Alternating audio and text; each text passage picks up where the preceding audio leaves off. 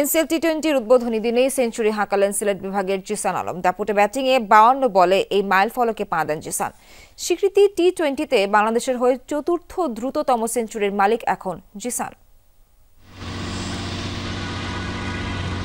Hard hitting সক্ষমতার কারণে অল্প বয়সী সবার নজর কাড়েন জিসান আলম। অনূর্ধ্ব 19 দলে তার আগ্রাসী ব্যাটিং মন্ত্রমুগ্ধ করেছে ক্রিকেট প্রেমীদের। এবার এনসিএল টি-20-র উদ্বোধনী দিনেই আবারও সেঞ্চুরি হাঁকিয়ে আলোচনায় যুব এশিয়া কাপ জয়ী এই তারকা।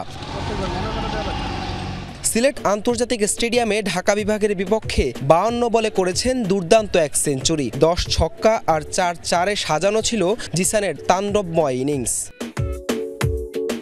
যদিও এদিন সিলেটে ঢাকা বিভাগের বিপক্ষে বেশ সাবধানী শুরু করেন এই তরুণ ওপেনার। প্রথম 50 আসে 39 বল থেকে, কিন্তু 50-র পরই সিলেটের বুকে ব্যাট হাতে শুরু হয় জিসান ঝড়। এক ওভারে আরাফাত সানিকে পরপর 5 বলে 5 ছক্কা হাঁকান জিসান। ইনিংসের 14তম ওভারে আদায় করেন 32 রান। 13 বলে তুলে নেন পরবর্তী 50। তাতেই যে স্বীকৃত টি-20-তে প্রথম শতকের দেখা পেলেন এই ডানহাতি ব্যাটার।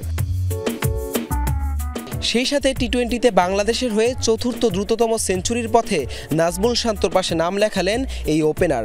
এর আগে 42 বলে সেঞ্চুরি করে দ্রুততম সেঞ্চুরির রেকর্ড গড়েছিলেন পারভেজ ইমন। 50 বলে তামিম এবং 51 বলে সেঞ্চুরি আছে নাজমুল শান্তর। এক ওভারে 5 ছক্কা, দাপুটে এক সেঞ্চুরি।